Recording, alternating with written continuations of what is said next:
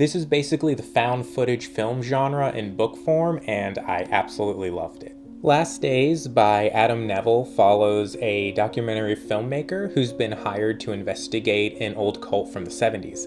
And if you're not sure who Adam Nevill is, he wrote a book called The Ritual, which is a horror movie on Netflix now by the same name.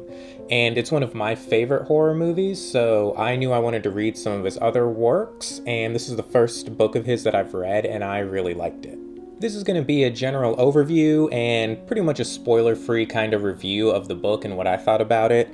Like I said, it reads just like a found footage film, which I know the genre can be overplayed these days, but I'm still a sucker for those kinds of movies. It kind of has the same feel and format as like a Blair Witch or maybe Paranormal Activity. It follows two documentary filmmakers, Kyle and Dan, as they investigate the cult, and it starts off as your general 70s era cult shenanigans, but it slowly starts to reveal some creepy, paranormal, and unexplained occurrences during their investigations. Our two main characters are hired by a man named Max, who is older and has a production company of sorts, and he's interested in producing a documentary about the Church of the Last Days. Now, there have been documentaries produced about this cult in the past, but they're really focused on like police procedural crime drama, and Max makes it clear he wants them to investigate this from an angle strictly dealing with the occult rumors surrounding the cult itself. Kyle and Dan begin their investigation by traveling to a lot of different locations and interviewing people who had been involved with the cult in its heyday. They start off in London, they end up going to France, and then eventually making it to the US. And the cult really gained notoriety then when the cult leader, Sister Catherine, really started to entwine herself in the Hollywood elite of the era. I really love the dynamic and relationship between Kyle and Dan. They're your stereotypical film nerds who don't want to sell out and want to make these real, gritty stories that only they can tell. And so since they don't want to compromise their artistic integrity, that also means that they're struggling to make ends meet. And that's kind of how they got involved with this job in the first place.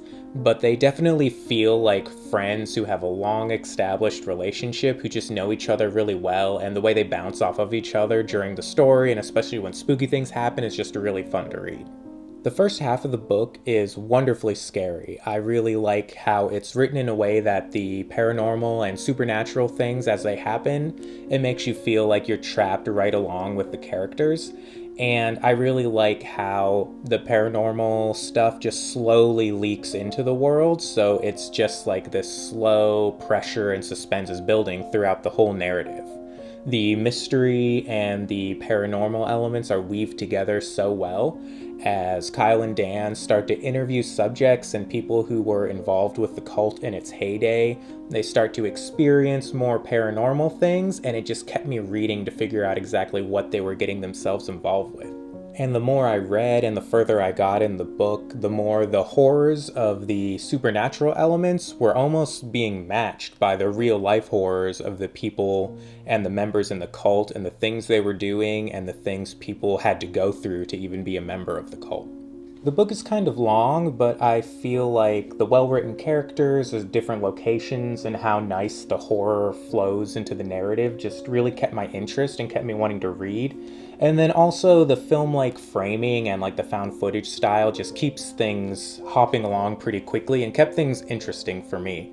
A minor complaint I do have about the book is like maybe in the last quarter or so, it starts to turn into more of like an action horror or like a thriller movie versus like a slow burn, very introspective supernatural story. And that's not like a huge criticism, and it doesn't like kill the ending momentum of the story, but it did just kind of like take me out of the story for a little bit because it was just such a sudden shift in tone. The ending sequence kind of reads more like a Resident Evil action set piece, which isn't like a bad thing. I enjoy those kinds of stories too, but it's just something I thought I should bring up, and it's a minor critique of the story.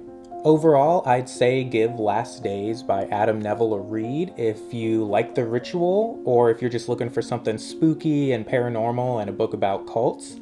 I really like this book. It was a really good read, so I would definitely recommend it.